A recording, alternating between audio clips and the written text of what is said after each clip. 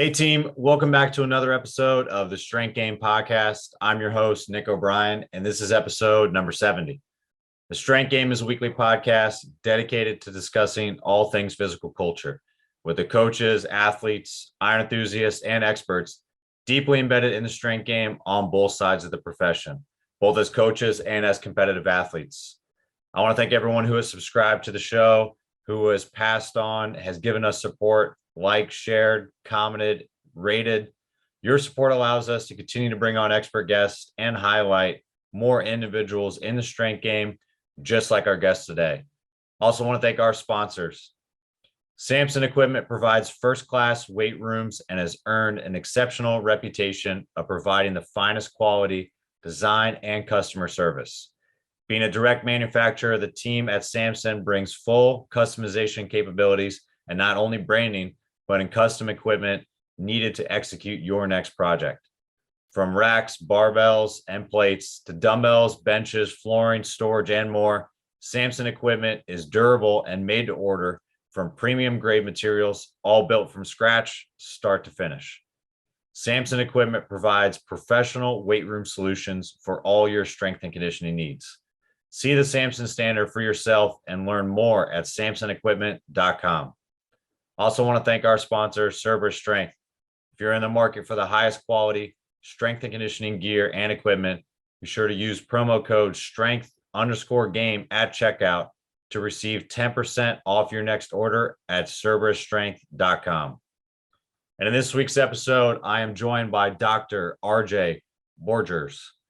RJ is an associate professor in the Master of Science in Athletic Training program at Seton Hall University. Prior to arriving at Seton Hall in 2011, he was a clinical assistant professor at Stony Brook University from 2003 to 2010.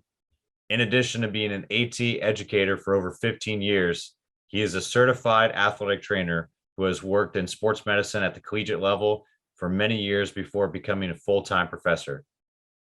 Boergers earned his Ph.D. in health science and movement science in 2012 from Seton Hall and is a published author with over 15 peer-reviewed research publications, as well as the co-author of the book Finish Strong, Resistance Training for Endurance Athletes. Boergers has been a serious endurance athlete since 2007 and has competed in various events covering running, cycling, and swimming in multiple countries, including finishing 3 Ironman triathlons, more than 15 Ironman 70.3 races, as well as countless other races at various distances. I'm excited to have him on the show today. So with all that said, let's get in the game with Dr. RJ Boergers.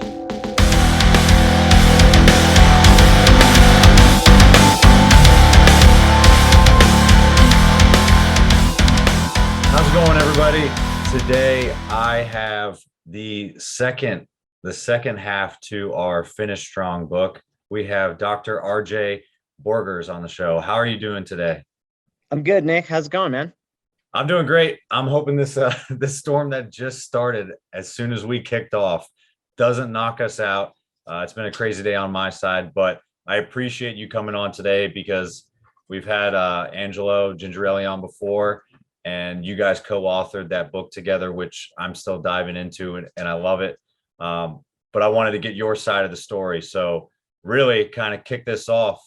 I want to know how you got started in the strength game and ultimately competing in triathlons, Ironmans, and a ton of different endurance events. Yeah, so gosh, I guess you'd probably take my strength training, probably goes back to my undergraduate career. So I went to SUNY Cortland, and I started out as a phys ed major. I thought that I was maybe going to pursue that. And while I was a phys ed major, one of the courses that I took was a strength training course, and it was with our football coach.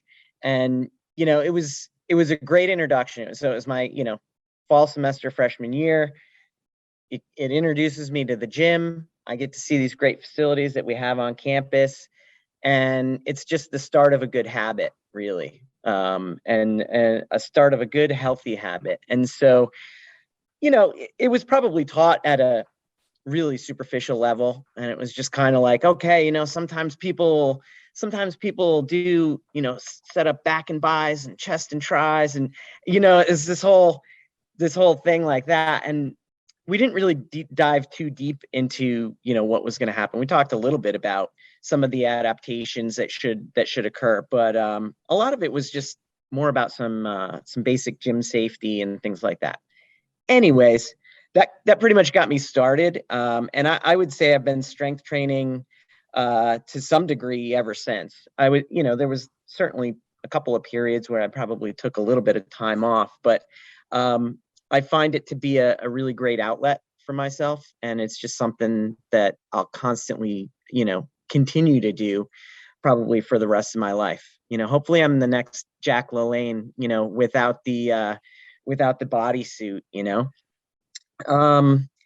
How did I get into triathlons, I think was your other question, right? So after college, I would say that I was like a casual mountain biker, casual 5K participant. I was getting out there doing things and that kind of stuff. But I hadn't done any anything more than a 5K or probably mountain bike, maybe 10 miles on very easy trails and things like that. So all of a sudden, in 2009, I decided I was going to sign up for my first sprint triathlon. And it's called the Mini Muscle, and it is up on Seneca Lake in the Finger Lakes of New York. And so my parents had a summer home on Seneca Lake, and I'd be up there for the years prior to that. And gosh, on this one particular weekend, there's bikes coming down the street and all this kind of stuff. So I was like, what the hell's going on? It's a triathlon. So I said, well, I should go do this. This is stupid. I come up here every summer. Why aren't I doing this? So I get together with a good buddy of mine that I went to college with, and he had done his first Ironman. I don't know, maybe in 2007. So I'm seeing him, and I can't recognize the guy. Because we all drank a ton of beer and that kind of stuff in college. So we were probably a little heavier than we should have been. And all of a sudden, here's this guy. He's the most fit person ever. And I said, how'd you do it?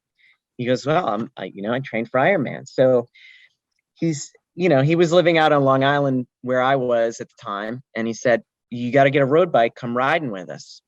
So that was a big step, because now I've got to get the road bike. So this has got to be 2008, because I did the first one in my first triathlon in 2009. So I get the road bike and I go out with them, and I'm just mentally going, oh my God, I can't keep up. Physically, my quads are screaming at me, and I'm sitting there going, what did I get myself into? I'm not sure if I can actually do this. But after that, all of a sudden, you start training regularly, and the body starts adapting. Said principle, right? Specific adaptations on the imposed demand. So it's like, okay, body's responding. This is cool. And then all of a sudden, I round out into probably the best shape of my life to do that first triathlon. I feel like $1 million. And I just fell in love with the sport. And probably I would even just say all of endurance sports. My favorite thing of that experience was I just got hooked by the community and the triathlon and the endurance sports community. I just found everybody is there to help one another. You're out on a race course and you're struggling, and there's 1 million people picking you up. They're walking by, giving you words of encouragement. There's times that I was a total noob and I didn't, I was doing stupid stuff, and I got people going, hey, I got tips for you. Don't do that, do this. And there was just people looking after you. And I've been at start lines where people are like, I don't have goggles. Hang on, let me get you an extra pair. I've seen people say, my tire and rim blew. Somebody goes, oh, don't worry, I got an extra one. borrow it for the race. And sometimes people are like giving you a $1,500 rim and going, yeah, here, just go take it. And, and so it's just this community that really drew me in, and it's been life-changing, to be honest with you. Like that, I just felt like all of a sudden I was a part of something, and part of like this whole community and family. So the community is part of the thing that I love, and then I live the lifestyle. I plan on continually training. As I said earlier, I'll continually strength train, but I'll also continually swim, bike, and run. It's just, it makes me feel good. You get those endorphins rolling from your workout. I couldn't imagine not starting a day without a workout, because I just feel like it wouldn't be, I wouldn't have the same positive effect. So that's it in a nutshell. That's how I got my start. Yeah. No, that's awesome. It's definitely, it's not as far of a cry away from like strength training and what a lot of people find in like powerlifting gyms or strongman or some of those like barbell communities and stuff when you're out of college too. It's awesome to hear it from my point of view, because obviously like I haven't competed in either of those sports, and frankly, I don't really enjoy running. And I know there's other things you can do besides run for endurance sports, but it's cool to see the camaraderie and like the support and the encouragement and everything that comes from that community. And it's kind of same as like strength sports too. And I've said it a lot of times on the show with a lot of different people too. Like, we're paying our entries. No one's really paying for us. Like we're training on our own time. No one's paying us to train. There's no sponsors for us. Like, you're not really winning much from a race, maybe other than a medal if you're the top few, or your participation ribbon, whatever you're getting. You're putting in a lot to the sport, but it's giving you out something completely different. And for me, that whatever that transaction, whatever that happens, that community that you get, that the relationships you build within it, it's well worth it. I couldn't agree more. I mean, it's like, I couldn't imagine my life without this. Kind of like you probably couldn't imagine, not doing the strongman competitions. And it's funny how you put it that we're paying, and I'm sitting there thinking about, what I have to pay for an Ironman entry is, $800-900. And so it's massive. And then you got to think about everything else involved leading up to that. And so, yeah, there's some sacrifice, but I don't know anybody that says it's not worth it. Everybody sits there in the end and is like, yeah, it's totally worth it. Why wouldn't I do this? Of course I'm going to keep doing it. Yeah, the people that kind of sulk and aren't in it for the right reasons and don't really love it, like, you don't have to do it. You could pick a different sport if you want to, or you could find a different hobby. And for this, like you said it yourself, like, you live the lifestyle, but it is a hobby that we kind of take to an extreme, and it becomes part of your lifestyle when you really love it. You don't have to compete in it necessarily, but I still think that the more that it becomes ingrained with your life, the more it becomes like in your fabric of what you do, then yeah, that's where it takes a precedence over being a hobby anymore, and it kind of changes. Well, and for sure. And I would say that it starts to influence other areas of your life, right? So I would say that my training helps to influence even my teaching. I'm able to take some of the life lessons that I've learned through the sport of triathlon, or any of the other endurance sports that I've competed in, and I'm able to kind of translate that to, certain lessons that I'm able to impart on my students. And hopefully they're getting this understanding of, okay, you've got to start to have good habits, right? In nothing will you're not going to make changes overnight. Everything takes time. You have to be diligent and continue at it. So, I mean, these are things that I constantly share with them when they're down and like, oh man, I messed up this test. I'll never get it. I was like, do you know how many times I failed when going out on a run and didn't hit my times that I was supposed to hit, or I was climbing a super steep hill and I didn't make it and I actually had to get off and maybe walk my bike up it initially. I was like, these are all things that happen, and the thing that you got to do is keep on going, learn from it, and then eventually, as you continually chip away, these things get easier. So I just try to be a role model in that. I find that it actually gives me a ton of street cred with my students that I do compete, because they're always just like, well, what are you doing this weekend? And you tell them,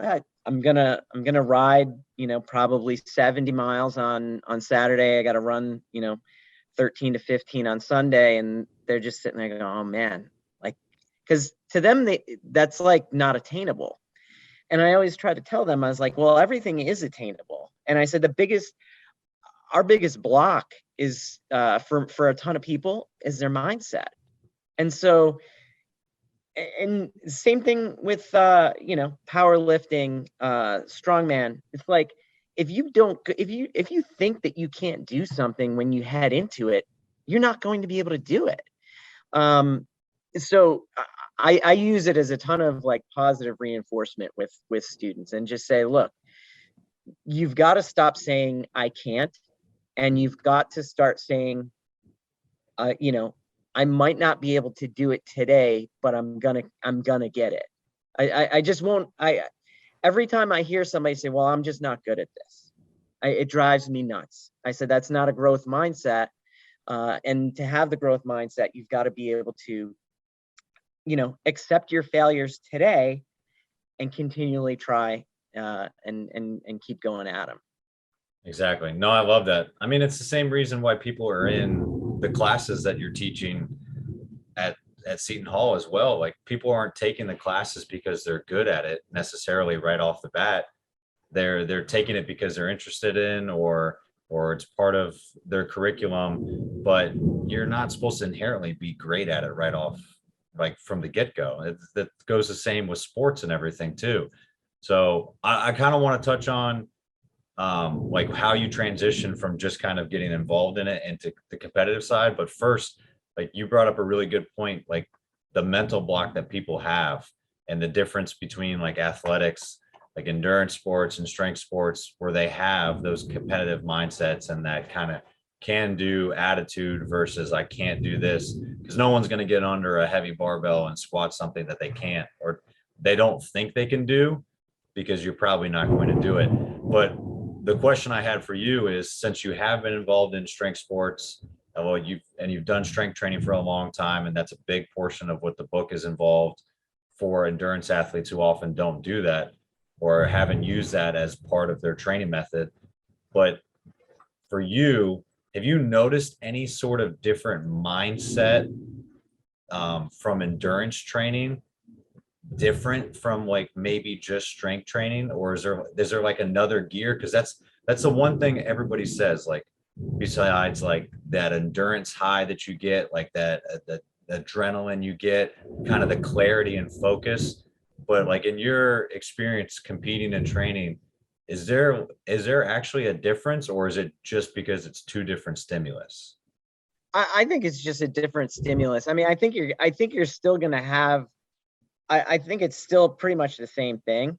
I do think when it comes down to, if you're trying to convince an endurance athlete to do some kind of strength training, I do think that there are some mindsets that are out there that you kind of have to break through.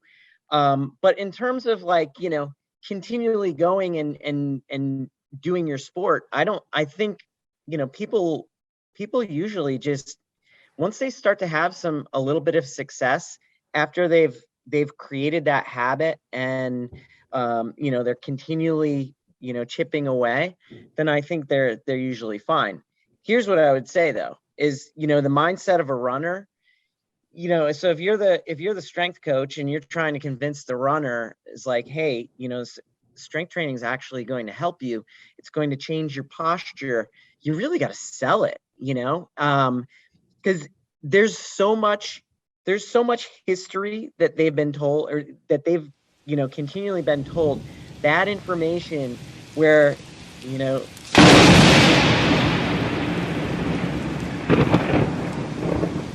All right, we're back after a huge storm, which is still in progress, but we still got RJ on the other line, so we're gonna hop back into it like nothing ever happened. So, and the question I had for you next, I know after kind of touching on the mindset stuff, which is awesome to hear, like the differences and a lot more so the similarities between the two sports and everything. But I wanted to touch on too. You talked about it being a lifestyle, and you talked about like it going from kind of a hobby to where you started competing, like going from like a casual 5K and mountain climb and like mountain biking is a pretty big step to go to Ironmans. So what really like got your competitive spirit firing in that, and what was the training like that kind of helped get you to Ironmans and longer endurance stuff than rather just like kind of casual fun runs? Yeah. So I mean, most people, I should, will start with like a sprint triathlon, and it gets your juices flowing. You become part of the community and all that kind of stuff. I've been fortunate enough so that when I first started the sport and I was out in Long Island, I was part of a club or a team. And then I'm also part of a club or team in New Jersey now. And so, you're around all these like-minded individuals, and they all have, different experiences. And so when you're the noob, you're hearing everybody going, oh yeah, well, what's your next race? Oh, I got Ironman Lake Placid in a couple of weeks. And so, you're this new person and you're sitting there going, oh, wow, this sounds kind of crazy. I just did a sprint. I don't know if I can do that. But there it is. It's that mindset that's questioning whether or not you have the ability to do it. And then, finally, it's almost like a dare that somebody just says, you know what, you need to go do this. And I had a couple of friends that said, hey, let's go do one. We'll do it in Europe. It'll be awesome. We'll have a great trip. So we signed up for Ironman Copenhagen, and the rest is history. So, your training just gradually gets longer. And I would say that that's the hardest part. And it's part of the reason why I won't do an Ironman every year. I have plenty of friends that live the lifestyle and they probably do 2 or 3 a year. I just don't find that I'm able to have good work life, home balance, and training balance. It's just too much. So, I'm kind of like, every 3 years I'll do that. I find that I can do half Ironmans, no problem. Like that fits totally. I have great, work life balance when I'm able to do that. But yeah, I mean, you're looking at trying to cram in 3 sports, and you're probably looking to cram in, 3 sessions of run, 3 sessions of bike, 3 sessions of swim in a week. So, there's 7 days, you've got 9 sessions that you're trying to complete there. So you're doing doubles a lot. And then me being the different type of triathlete that I am, I'm doing a lot of strength training. I'm still, doing 3 to 4 days of strength training on top of that. So the time pull is big. And I would say what ends up happening, and the big difference between, if your big race is going to be a half Ironman versus a full Ironman, it's the long runs and the long bikes on the weekend. Like, because if you've got to go ride 100 miles, that's going to take you 6 hours. So, if you leave at 6 a.m., you're gone a good portion of the day here. And, and then when you get home, you're just shot. So you're probably not accomplishing a whole lot. So yeah, I mean, that's definitely the big difference. And, so you've got half of that when you're doing, half Ironman. It all happens though. Everything just happens, and you follow your training program. A good majority of people that I train with, some people are coached. Other people use training plans like myself. So there's training plans that you're able to buy on Training Peaks. You could get books from Joel Friel and other individuals that have that stuff out there too. So it all just happens, and it's probably very similar to doing strongman competition, right? I mean, you go in to you first get your introduction to it, and then you're like, okay, you might compete in one or two events, and then you're just like, okay, I can do more, right? Yeah, I think that's what it is. You kind of dip your toe in the water. Some people dive right in. Everybody's a little bit different, but yeah, once you find that itch and you keep going with it, and you really enjoy it, and like the community and the camaraderie and the training aspect. If you don't like the training aspect, especially if you're doing like triathlons where you talked about it, like just to fit all those things in, you really have to either you're waking up early on weekends, if you're doing full Ironmans, like you said, 6 hours, that's a big chunk of time that if you don't like it, you're not going to commit that amount of time. But I know that's probably a big reason too for you writing the book as well, because I know that was one thing that we discussed before, and that was one thing that people that actually don't get involved with endurance sports, or even me, that I haven't coached a lot of endurance athletes Right. So much, but the time commitment and then just the sheer volume is completely different than any other sport. And it's different than like some other like contact sports or traditional team sports and things like that, because you just don't see those type of numbers. You don't see that type of, like, it's just open-ended. It's a race. You finish when you finish. It's completely different than other things. So like with your strength training background and your infinity and like love for pursuit of endurance sports, like, is that really what kind of sparked writing the book? Yeah, I mean, that definitely had a lot to do with it, because as you're pointing out, load management is a thing, right? And so when the great thing about, if people that are coached or that have training plans, you're ramping your body up, and it's able to start to accomplish a little bit more and a little bit more and a little bit more. So the load management happens to be there. And I would say the biggest thing that ends up getting in the way is the time commitment. And so Angelo and I, when we got together and wrote the book, it was just like, well, all we ever hear from people is, I don't lift because I don't have time. I'm a triathlete and I just don't have time. I'm a runner. I don't have time. How do you guys have time to go to the gym? I've got to go do my workout. Then I got to go to work and blah, blah, blah. And we were just like, well, we both do it. He's training for marathons and he's lifting every day. I'm training for, Ironman, half Ironman, whatever it happens to be. And I'm getting to the gym, 4 days a week without a problem.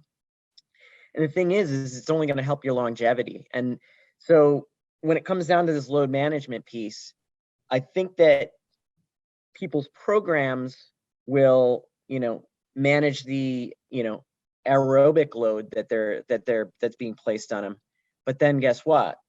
Their muscles can't actually hold them into the proper alignment that is required when you're doing these endurance sports. So to ride a bike for 6 hours, 7 hours, it's a long time on a bike. And, there's if you don't have the core stability that's there, you're gonna have back issues and have back pain.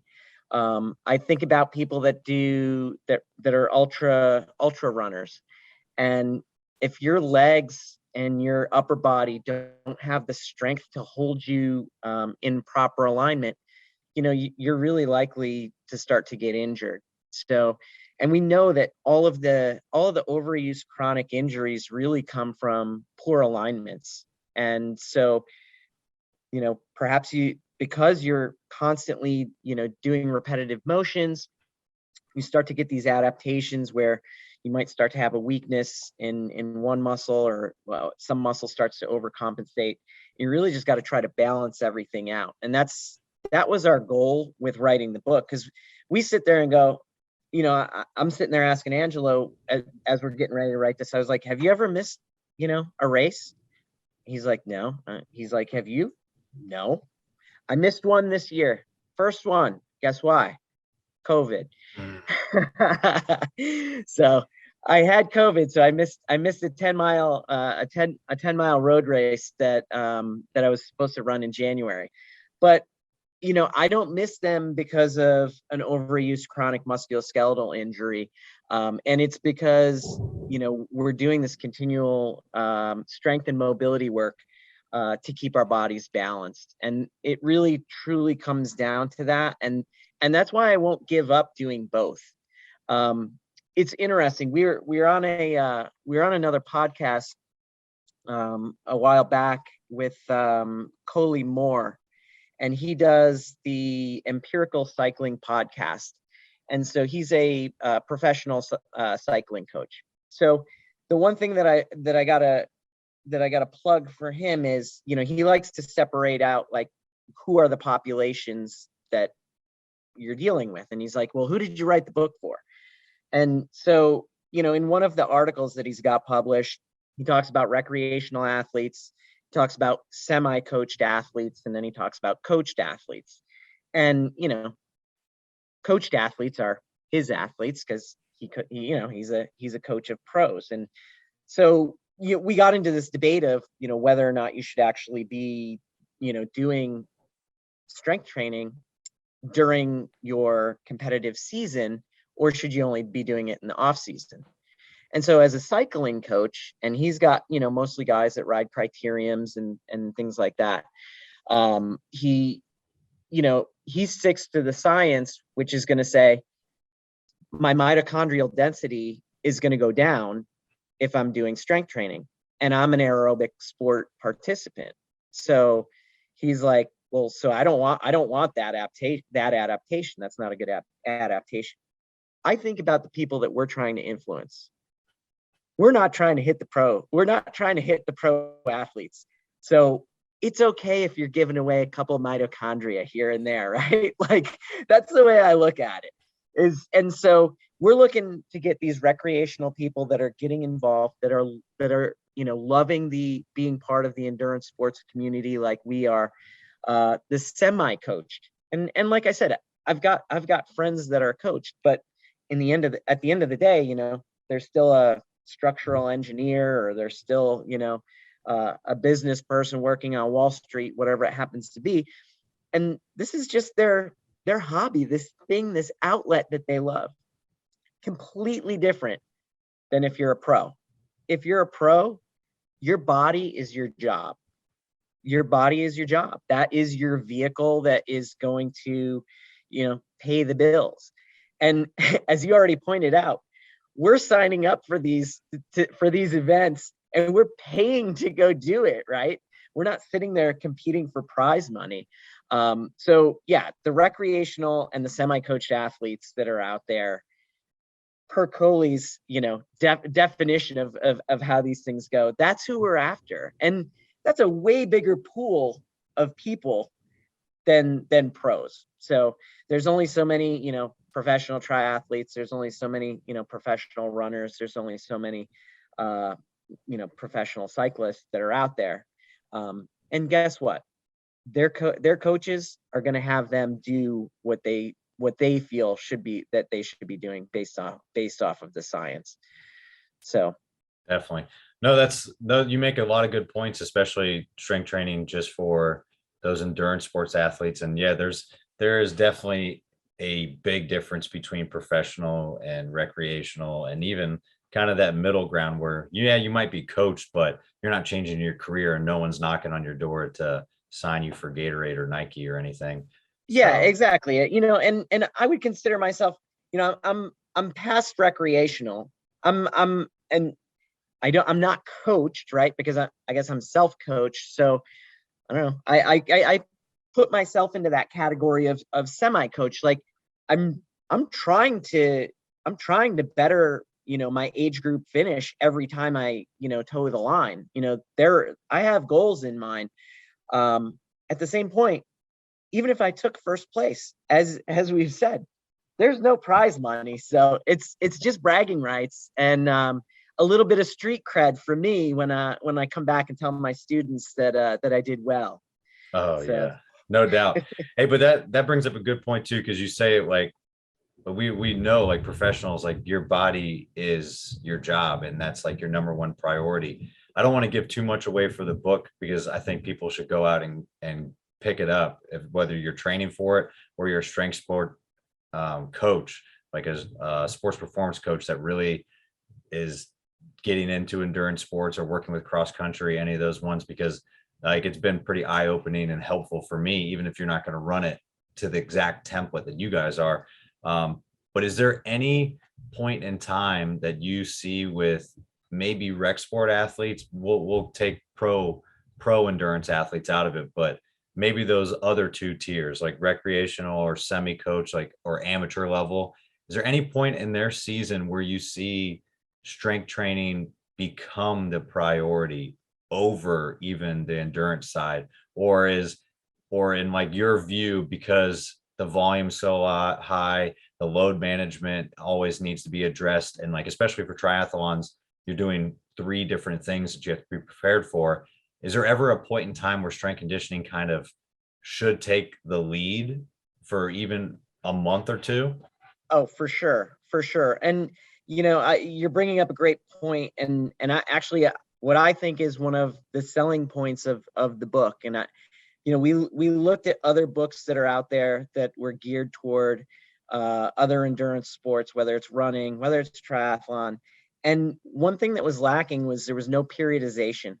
And so we decided that was one of the things that we really wanted to address. And what you're bringing up a great point. Is the off season is a great time to actually build your body up, work on some lifts, some things that potentially you wouldn't do during the season, right? And actually try and get your body stronger. It really isn't all that different than if you're coaching team sports, like what you're doing at Jacksonville, right? So the off season is always structured to be a little bit harder, and you should actually go a little bit harder. Our workouts are a little bit longer. We have a couple more sets that are in there. Actually, I want to say that we actually even have more supersets in there because we want people that really take that time to focus on strength training. So their off season should actually be completely different. And the other thing I always tell people that are an endurance sport athlete is just, do something that's going to move your body in a different direction too. So, we're doing these repetitive motion sports. You've got to actually allow your body to move somewhat differently, and get a little bit of a break or a reprieve. So, clearly, that's a point in time where the strength training, from a load management standpoint, it shouldn't really be competing with all of the other, aerobic training that the individual would be doing. So it's prime time for to build a little bit of strength within your muscles. Another thing that we've talked about in the book is continually doing the mobility training throughout. So there's always going to be mobility training regardless. And I think that sometimes is just an area that doesn't necessarily get done. So people are like, I know I'm supposed to lift, so I went to the gym, and then they've been going to the gym, but then I'm like, okay, so what are you doing for mobility? And they're like, well, what do you mean? Oh, I stretch, I bend over, touch my toes. well, that you're not getting it done here. There's other ways that we need to actually be addressing your mobility. I'm trying to think of other parts to the book that I can kind of relate to, that, like that whole load management piece that we've kind of discussed here. And we had already talked about the topic that so many of our endurance athletes are saying, I'm so time crunched. And the way that we even structured the workouts were to be superset. So, there's one thing that drives me nuts is when I go to a gym and I see people that are just sitting on a piece of equipment waiting for the next, waiting to do the next set. And I'm just like, you're completely wasting time. So, we'll do like, an upper body pull followed by a lower body push throughout the supersets. And it's really there for a time saver. So we don't want people giving us that I don't have time excuse anymore, because we're like, well, we set the workouts up so that it would be actually a time saver for you. Going back to periodization, again, I'm probably talking in circles at this point, but we, within the periodization and the load management piece, we even have programs built in for a taper, right? And so when people are tapering, it's 2 weeks out to their big event, we still want them to actually be strength training. And I think that I'd say the vast majority of people, when they're on the taper, they're like, nope, I'm done. And they're not going into the gym. They've already got a reduction in the volume and the intensity that they're doing for their aerobic training. So our look on it is, well, why don't we just reduce volume and intensity? And so we kind of created this 80% rule, and you drop everything down. And I've been following this, I would say probably for the last 5 to 6 years is when I kind of first got into that. And it's fantastic because you're still doing your regular routine, you still feel strong. And so you feel ready for your, when it comes time for your race and for your competition. I can't imagine like cutting something out that you've been doing all this time. So. No, it's a good point. I think tapers for, endurance sports, it's every time I've worked with any sport coach, it's been kind of a bastardized version of what they've always done. And whether it's track and field or like swim and dive or cross country or anything, like everybody's completely different and everybody still has the same goal. It's hard to figure out what exactly is right. And I know coaches, especially at like different levels, high school or college, you're going to have to kind of shoot for the masses. You can kind of make some tweaks and everything in it, but I like how you have it still set up, like the 80% rule and making sure that you're staying within a routine. I think more so the athletes can find a way to kind of judge the load and intensity without just completely having a drop off. And I know people kind of also like go back and forth on how far out you taper, but if you are periodizing your program and you're strength training on the front end and you actually have an off season where you're focused on the mobility, the correctives, like focusing on posture and position, and you're not building up some of those chronic injuries, maybe you don't have to taper like so soon or so far out because your body is already prepared for it for a full season. And a lot of times recreational athletes don't really necessarily think about two races ahead. They're just thinking about the one, and then they start the whole clock over. But if you're in the college setting, it's like that conference is this time, NCAA is this time. Like if you're competing internationally or whatever it is, or Olympic trials, you have to think about it more, that there's going to be like ebbs and flows to a full season. Like Olympics is 4 years. You got to train for 4 years. So that it's good to start to get people on that periodization trail, especially if you want to turn it into more of a competitive hobby too. Well, I mean, there's the recovery phase that we haven't even talked about. So you go do you go do an Ironman, your body's smoked, right? So I'm actually a person that's a proponent of doing some recovery lifts and even lighter. We didn't even cover this. We didn't cover this in the book. This is just an RJ thing. In that, like, pretty much after, a race, I love to get to the gym the next day because I feel like the Tin Man, but there's something about doing a little bit of squat, and I'm talking about a squat where I'm just throwing some 25s on the bar, going really light. There's something about having that weighted load, stretching that's and that eccentric load stretching your muscles, and then restoring the normal muscle lengths. I love it. It's amazing. So clearly I can only do that if it's a home race. But if I'm traveling or something, I'm definitely doing body weight squats, body weight lunges, and man, it like really helps like with the speed, the recovery.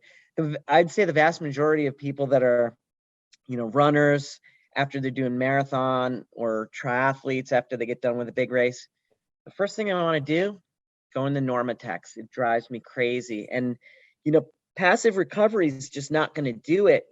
How is that going to change any of your muscle lengths that you need to actually go and address? So it's fine.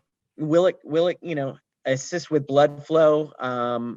Yes, go ahead and do your Normatex. But I find the thing that people don't do is they're not moving, and they're afraid to actually load their muscles after they've done, something that's, strenuous like a marathon or some kind of a triathlon race. It's just, and it's fine. Your body has felt that. If you've been training all along, your body knows what that feels like. It's gonna respond positively to it. So by no means am I saying go lift heavy, the next day. It's like ultralight. This is beyond that 80% rule. It's probably like a 50% rule. I might have to put it to the test a little bit more. I don't know. No, I think that's a great idea. I mean, I'm a big proponent for active recovery too, the passive stuff. Like I know here and just seeing athletes in general, yeah, the boots are great and all the massage guns are great, but like, you still have to put some work in for recovery, and that's a great passive tool that you can use after you actually do some active mobility and you do some active recovery and everything too. And I can't tell you how much better I feel, even just sitting in the same position after a while and going out and go for a walk or something. Like I know getting off a plane going coast to coast, and I'm not trying to compare this at all to an Ironman, but I know that I'm sitting on my ass for 6 hours straight. So that's 6 hours of running is 10 times worse, but it's a repetitive position, Nick. Yeah, it's similar it's a repetitive position. But I feel so much better going out and actually doing something active and kind of trying to recorrect those things. And you said it yourself, and that's a big thing for the book, for the strength training, not only for injury prevention and all those other things we talked about, but trying to kind of revert back to a natural state after you've done something so repetitive. And that's where the chronic injuries always come from. And I think that's a big thing that's missing probably from a lot of endurance athletes.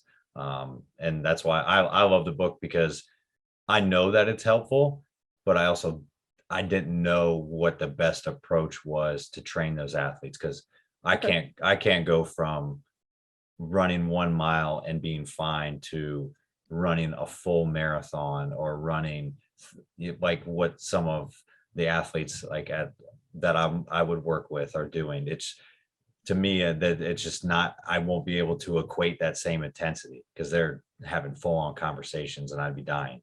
So figuring out what is actually applicable for them and what's beneficial, I think the book helped a ton so far. Cool. I'm glad that was, definitely one of our goals. So we wanted to reach coaches, athletes, anybody that's out there, competing in any of our endurance sports. For sure. The cool thing about it is too, for you, like you're kind of your own test subject. You've already talked about it, and hopefully if there ever is going to be a part 2 to the book, then you could start putting a little bit more of the recovery in there as well, and really go in depth on some of the other periodization strategies, or like that 50% rule after you test it out on yourself for a little bit too. But other than like testing stuff on yourself, like you've taken a big shift. Part of the reason like you and Angelo like being on the book is like he's heavy, he's been a strength coach for a long time. You've been an athletic trainer at the collegiate level for a long time, but you also made like a big shift as well, and you're doing a lot of teaching and a lot of research. What we talked about what got you started in like physical education and everything was initially what you were doing at Cortland, and then you eventually shifted to athletic training. What kind of drew you to athletic training, but then also what kind of drew you away from it to start teaching more so? Yeah, sure. So my high school job, I had the best high school job ever. I worked for the Buffalo Bills. Awesome. So I'm Buffalo born and raised. Go Bills. Hopefully this is our year. So I worked for the Buffalo Bills, and I was on the stadium operations staff. In the summer, I did a lot of painting. It really wasn't that interesting. But guess what? During the season, I was actually on the field for every game. And then, one of the big things that we had to do was prep the locker room before the game, and then clean out the locker room after. And so right connected to the locker room is the athletic training room. And so, I'm cleaning up afterwards, and I'm seeing guys in ice tubs and things like that. And I was just interested. I was just like, wow, this is pretty cool. I think my father wanted me to be a physical therapist. He had some friends that were physical therapists, and he would take me to their offices and check it out. And but this was more my scene. I enjoyed being involved in athletics. So I was like, well, wait a minute, this is pretty much physical therapy, but just for athletes. Like that's really what they're doing. So I said, this is definitely more my thing. I said, I'm not just confined to, sitting in the office. There's going to be time that I'm down on the field, that I'm back in the office and things like that. So I was like, that's probably more my style. So that was my first introduction to it. And I chatted with the athletic trainer there, and I asked him for some tips of, well, how do I do this? And, where do I go to school and that kind of stuff. So I researched some schools that had athletic training. I ended up at SUNY Cortland. It has a great athletic training program, and the rest is history. So my first job after graduating SUNY Cortland was at Wofford College in Spartanburg, South Carolina. So I did that for a year. After that, I went out to University of Wisconsin La Crosse for my master's. And while I was doing my master's, I was working out at one of the local high schools as a community outreach athletic trainer from one of the hospital systems. So I was lucky enough that was pretty much paying for my master's degree. And the great thing is you're getting more and more experience as you're going, and then you're also getting that degree too. And then after that, I ended up at Seton Hall, so where I worked for a few years before transitioning over to the teaching and research side.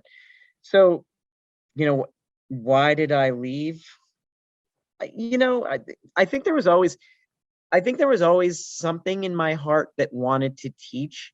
I come from a family of teachers. My sister's a teacher. My grandmother was a teacher. My father is not a teacher, but he will teach you how to do everything. He will teach you how to change the oil. Like he should have a YouTube channel. Not that he's on YouTube or does anything like that, but of how to do all these different, things around the house, I think he would do. But so yeah, I think it was possibly in the blood a little bit. the idea to teach. And I had a great professor at SUNY Cortland, John Catone. He was the program director, and we had many classes with him. And I pretty much just idolized him. I was just like, I want to be that guy. He's cool. I really like how he just imparts wisdom on us younger individuals. He's just constantly showing us, new things. I was like, I kind of want to be him someday. So I worked college athletics for a few years, and it's a grind for those of us that have worked it. We know, and I knew the long hours were there. That was probably not even necessarily the thing that bothered me. I would say coaches making silly decisions that are not based on science and that are just ridiculous. That's the kind of stuff that drove me nuts. So I'm sitting there going, well, wait a minute, team loses by a landslide. Then they come home. All right, we're going to practice. It's 11 o'clock at night. Should you have these tired kids practicing? The research says no, because they're at a higher risk for injury, and you're just punishing them, and now they're going to hate you. So, that kind of stuff is out there, and I think we've all seen it and lived it, and that stuff drove me nuts because it affected me too, right? So I'm tired and getting home from a road trip, and now I have to sit there and endure this just because a coach is cranky and pissed. It's silly. But so that was one thing. And athletic trainers at the collegiate level, certainly when I was doing it, and I would say still, are really underpaid. And so that definitely played a little bit of a role into why I wanted to switch things up. I was fortunate that while I was at Seton Hall, they had just started the Master of Science in Athletic Training. And so I was serving as a clinical preceptor to students. And so, helping them out and having them shadow me for their clinical rotations.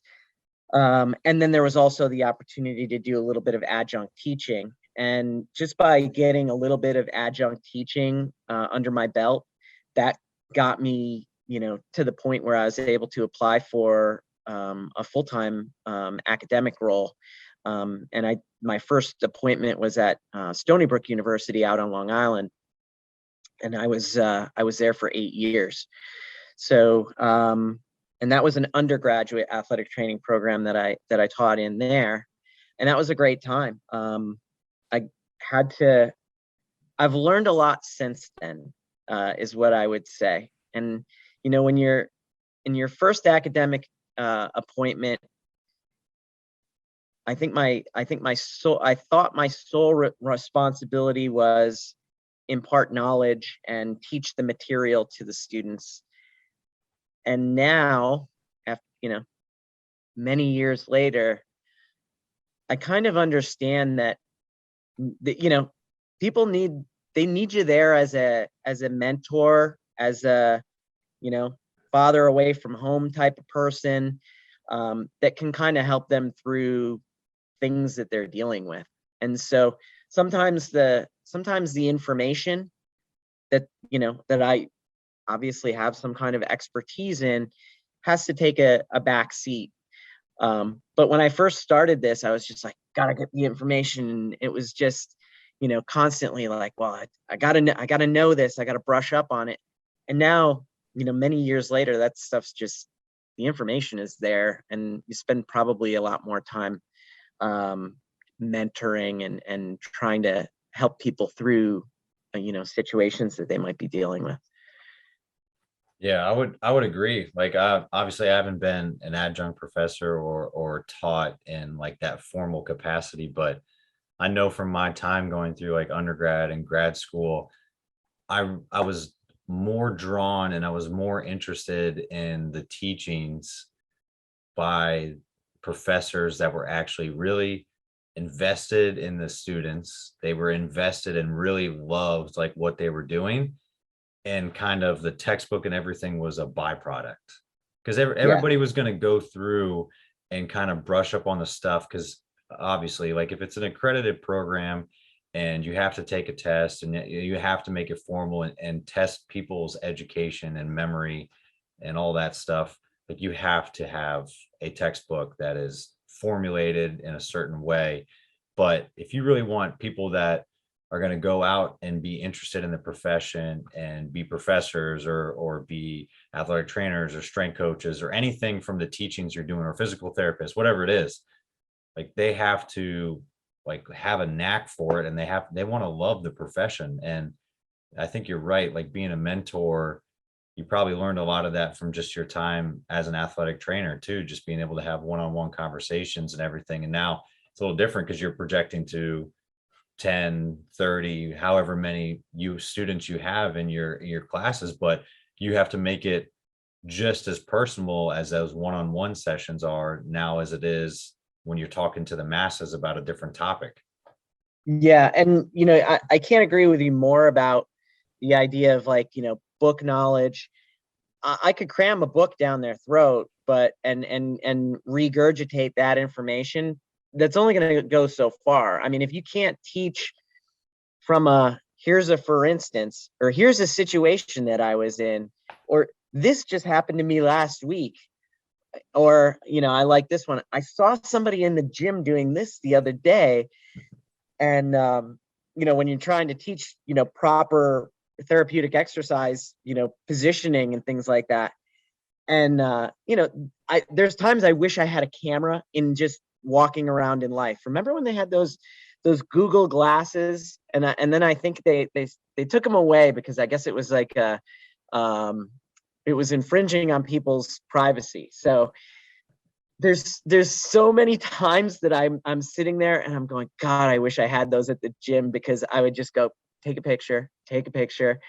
Or even when I'm out, and there's times I'm out competing in a triathlon, in a road race or something like that, and I'm seeing somebody with this dynamic leg valgus, and I'm constantly talking about the leg whipping when somebody has either a weak glute med, or potentially they have a femoral anteversion. And I'm just sitting there going, God, I wish I could just be filming this for the students right now. So unfortunately, it's like everything that I get is like very contrived, right? It's like when I identify somebody that has something to point out, I'm just like, I grab that student and I'm like, I'm going to need you to walk on the treadmill for me for a bit. And I'm going to film you, and I'm going to use you as the example in the next few years, just so you know. But there's just countless times that throughout my daily life that I love to bring that in as talking points for the students, because it's not going to be interesting if it's just purely the information. And then, I'm constantly, for our students, since they're clinical students, I'm constantly asking them, questions of what they've seen, what their experiences are out at their clinical site. And I'm just saying, well, share with me a story. There's nothing I love more is when they come up to me after class and go, oh my God, that thing you were talking about the other day, I had that happen to me in clinical. So it's good.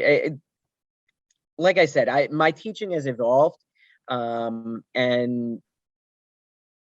it's one of those things where, when you actually reflect on where you've come as an individual, it's one of those things that I can sit there and go, okay, I'm a little bit proud of this. I've definitely changed, and there's nothing worse than people that just are afraid to change and continually do the same thing or think they know everything.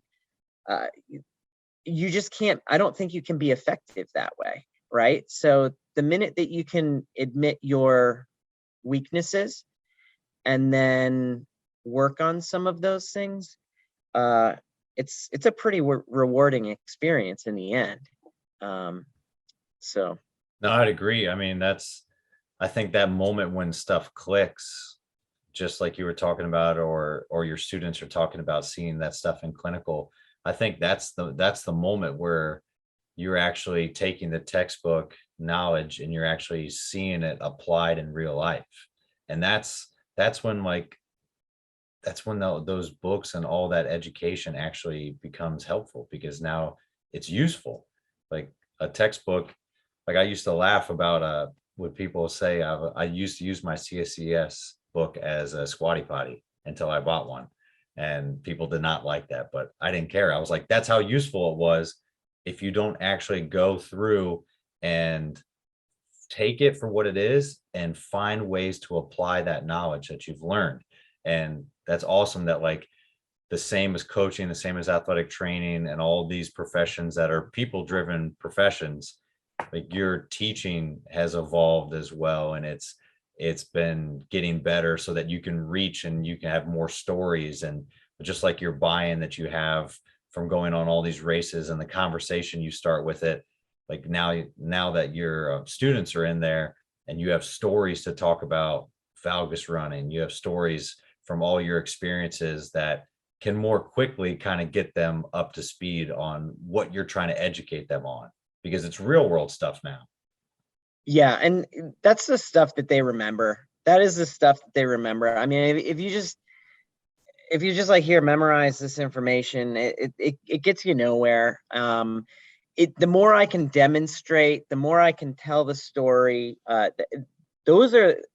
That's honestly what I feel like that we as instructors are paid for, because there is value that, as they say, the way that someone learns.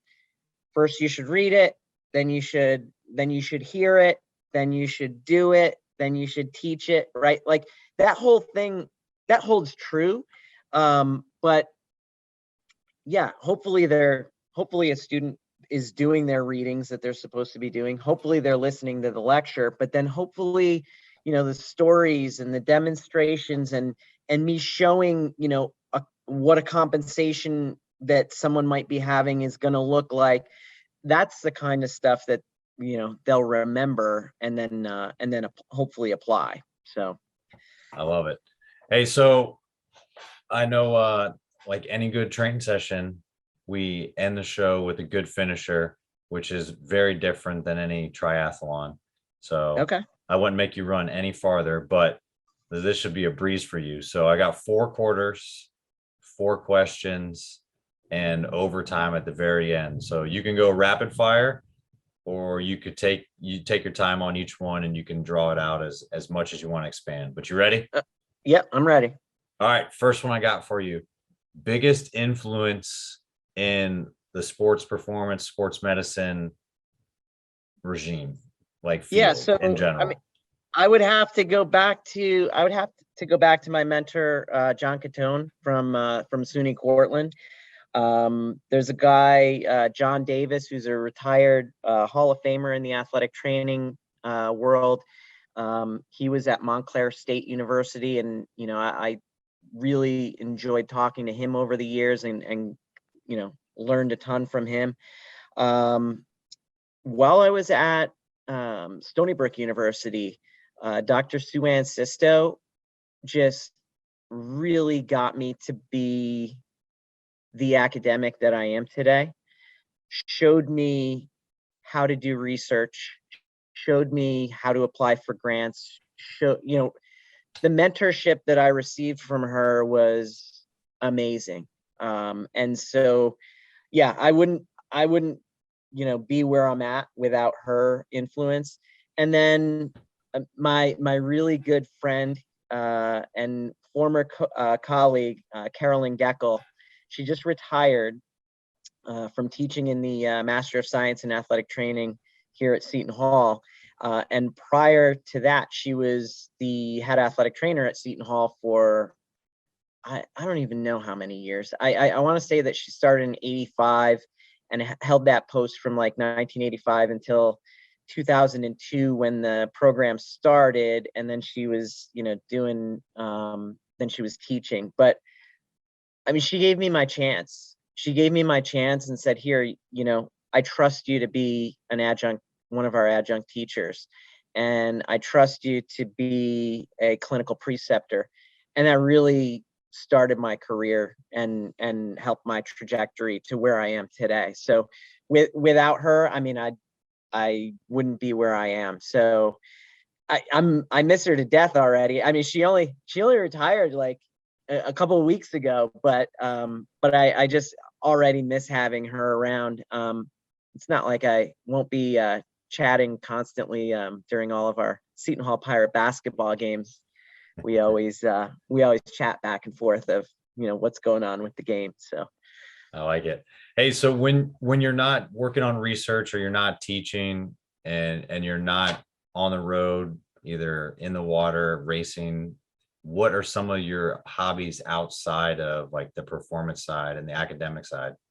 I like to travel. So my girlfriend and I do a lot of travel. In fact, I've got a trip to Europe coming up in a couple weeks. We are going to compete in an endurance sports event. We're doing Otillo in Sweden.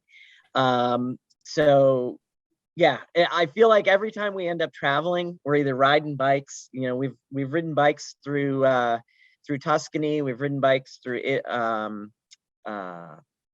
Spain. So it's something that we do. But yeah, so I love to travel domestically even as well. So I like to get out to Arizona, some of the different national parks, and then right in New York State, the Adirondacks, where home of Lake Placid, there's tremendous hiking trails. And so I have a goal of becoming an Adirondack 46er. And so there are 46 high peaks that you can hike. And so in my last trip, which was up there a few weeks back, we knocked out a couple of the high peaks hikes. So that's always, something fun to do too. So there's always physical activity in most of what we end up doing, but that's good. No, that's cool. I mean, if you weren't training, you probably wouldn't be able to have the opportunity to do a lot of those things. So they go hand in hand. For sure. It makes the hiking a little bit easier. I'll tell you that. Oh, no doubt. Hey, so if you weren't teaching or in academics, and you obviously, I've already done athletic training for a long period of time too. What do you think you might have been doing as a profession? And if I had to put you on the spot for the 3 triathlon events, which is your most favorite? Oh, that's easy. Let me answer that first. So for triathlon, I love the bike. The bike is my thing. And to piggyback off of that, if I wasn't doing what I'm doing, and if I was to, retire from teaching and things, I would love to run a bike shop. I do a little bit of my own wrench work on the bikes and things like that. So that would be a fun job, and just geek out on bikes, do all the research and know things. People are always happy when they come in with a bike. Like, everyone's always happy to chat bikes. It's like, I feel like it would be a good thing to be involved in. Nobody's like really cranky when it comes to bikes. People are pretty generally happy around bikes. So it's a good atmosphere to be around. But yeah, it's awesome. And I do, as I said, I mountain bike. I've done 50-mile endurance mountain bike races, and triathlons, you name it, I've done it. I like it.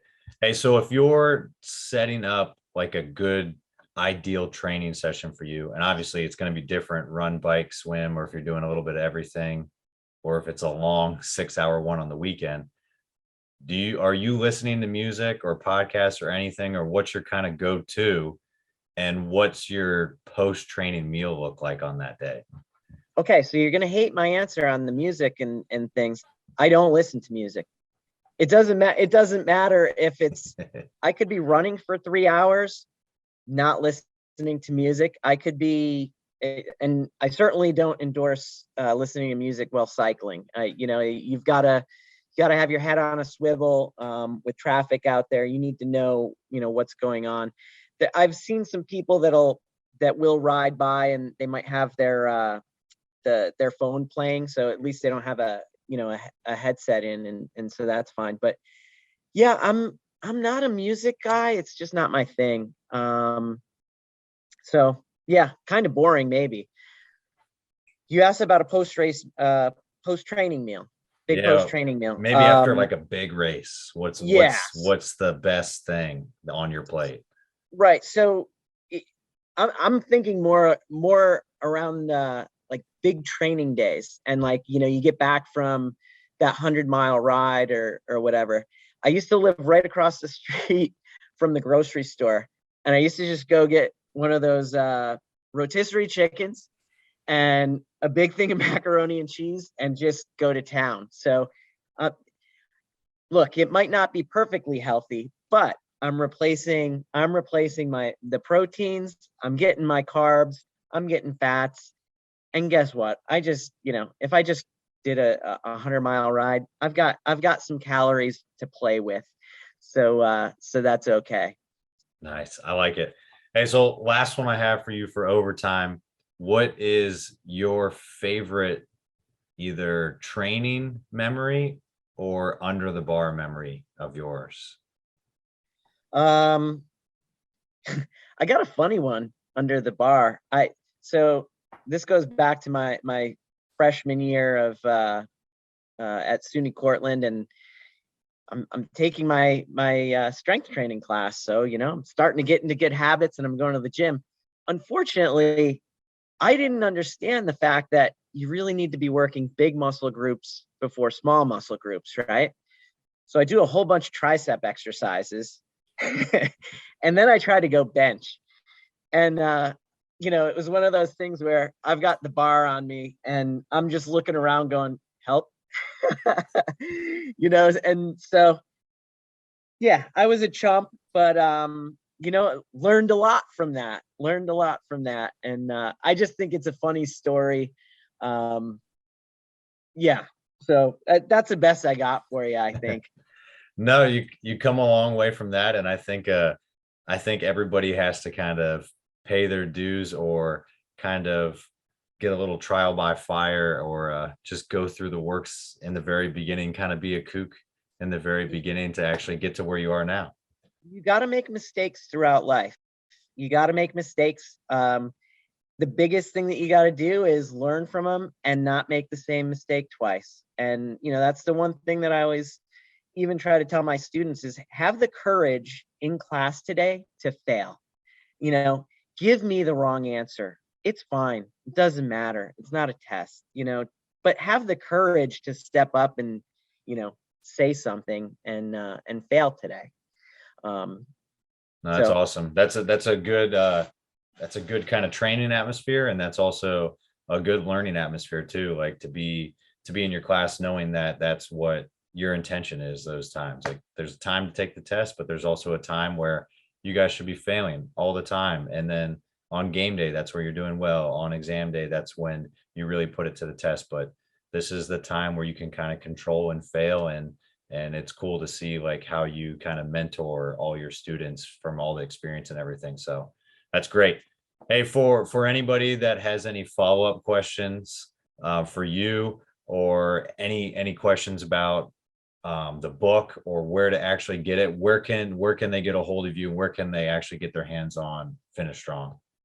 Yeah, so best way to get in touch with me is just through my university email. So it's richard.boergers@shu.edu.